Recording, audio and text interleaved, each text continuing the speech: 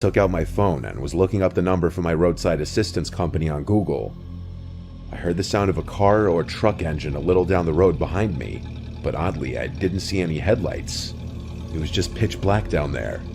Then the sound of the engine suddenly stopped, and it was quiet again. I went to my trunk to grab the SOS flashlight out of my toolbox my dad gave me one year as a Christmas present. I grabbed the long light rod, turned it on, and aimed it down the road. I saw the reflection of a truck's headlights, pulled on the side of the road about 200 feet away. It looked like that pickup truck again. I gasped and ran into the woods and ducked behind a big bush and tree. I took out my phone and called 911. I heard the sound of the truck down the road starting, and this time the headlights were on. I heard and saw through the bush the truck pull up next to my car, and then after a short moment of silence, a man yelled out, "You need some help?" I knew better than to answer. 911 picked up, and I whispered into the phone my location, and that someone slashed my tire, and that I think the person who did it was right here following me.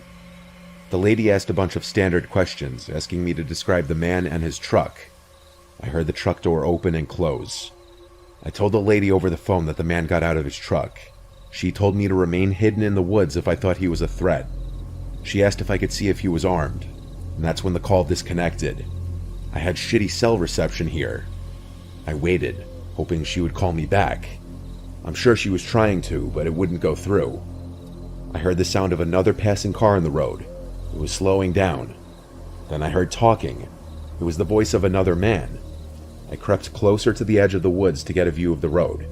I saw the man from the pickup truck standing next to this other stopped pickup truck in the middle of the road. He was talking to a person in the truck. I overheard the creepy man coming up with this fake explanation as to what was going on here. At that moment, I rushed into the road yelling, "Help, I don't know him." Both the man in the truck and the man who followed me looked over to me. I said to the man in the truck that this man slashed my tire and followed me here. The man in the truck's reaction was to look at the man with a disturbed look. The creepy man denied having done anything to my tires and claimed he's never seen me ever. At the same time, he hurried away to his pickup truck and started backing up until he cleared both of our vehicles, then drove off. The man in the other pickup truck got out and examined my flat, then offered me a ride into town.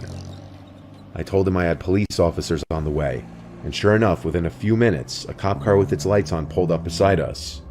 The man vouched for me when I told him about the other man. The police officer said he'd go down to the gas station and request to see the camera footage to see if it caught the pickup driver actually slashing my tire. The officer took my info, and he waited with me while I waited for the roadside assistance company